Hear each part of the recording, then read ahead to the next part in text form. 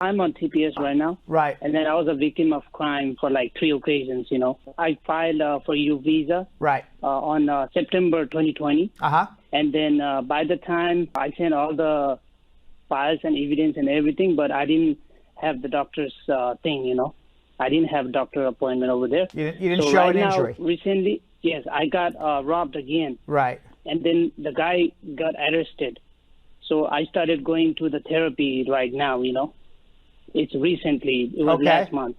What is your question? With the recent robbery thing, like I started doing the therapy, so I haven't sent the recent file, you know, the recent robbery thing. So do I send it like without them asking, or no, wait, do I wait until they request it. Never, ever, in any case, send anything to immigration until it's requested. My initial filing for I-485 was in May 2018 to a U.S. citizen, but that was denied because we did not appear and I had issues with my spouse. So I eventually filed for VAWA, which was approved January 27, 2022. But before then, I had applied for abeyance and my I-1485 was pending. Mm-hmm. So now it got approved. So after the approval, I now notified USCIS about the VAWA approval. Great. So I've been waiting for them to call for the RFE, and they haven't called me for that. When was the VAWA approved? It was approved January 27, 2022. You should have heard by now. It's a year and a half. Exactly. It was a long wait, and I had made several efforts. I even contacted the congresswoman who contacted them. They said they were waiting for my turn to come by. Where are you from? I'm from Nigeria. Okay. Were you ever married in Nigeria? Yes, I was married, and everything was completely done. Final divorce, and everything was okay. Where were you divorced?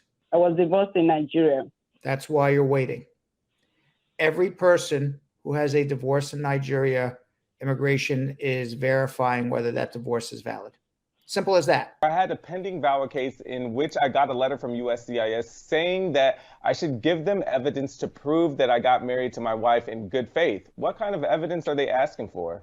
Proof that you live together and proof you have a financial relationship with her. In December 18, 2021, I filed my I-765, I-485, I-30, and I-31. Right. In June, I got a cancellation for RFE, but I did get the RFE in the mail. What do you mean cancellation of RFE? I don't know what you mean. All right. On my USCIS account, it showed that the RFE that they sent was cancellation. I don't even know what that would mean. You have an RFE in your hand? The RFE came in the mail. Okay. What does it say? It asked for birth certificate of my wife and then respond to it. And 1040 for my affidavit of support. Respond to it. Everything it needs there. Don't listen to what it says on the computer.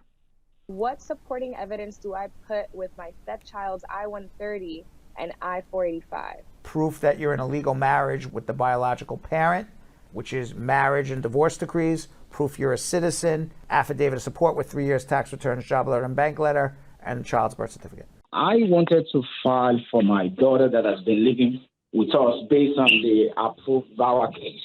So the question I have is, do I need to resend all the evidence that I've already sent in, because almost everything that pertains to her has been sent to them in the first place? Then the other question is... I'm confused. Let's go back to your daughter. You got your green card through VAWA, and now you want to file for your daughter?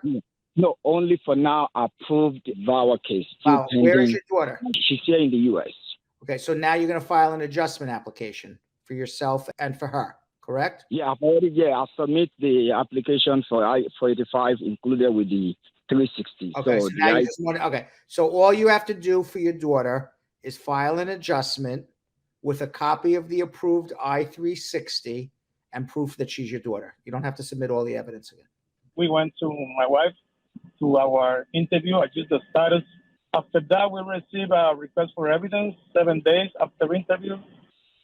And we responded back to the field office by 3 times in 2 years, and they never respond back to our. You are like many people where you file a case, you complete it, your spouse is eligible for a green card, nobody looks at your file, and nobody cares, and nobody responds to you. Happens a lot. Nothing, not bad. So you have a bunch of choices what you can do. You can write follow-up letters. Please complete my case. They didn't. You can hire lawyers to write follow-up letters. They don't listen to lawyers either. You can go to your senator or congressman. They don't listen to the senator or congressman.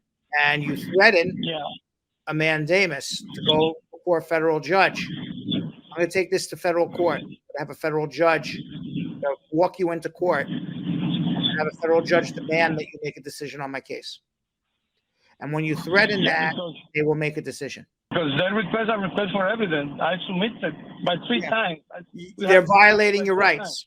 They're violating your rights. That's why you go to a federal judge. You have a right to a decision. So that's what you do. I can help you with that.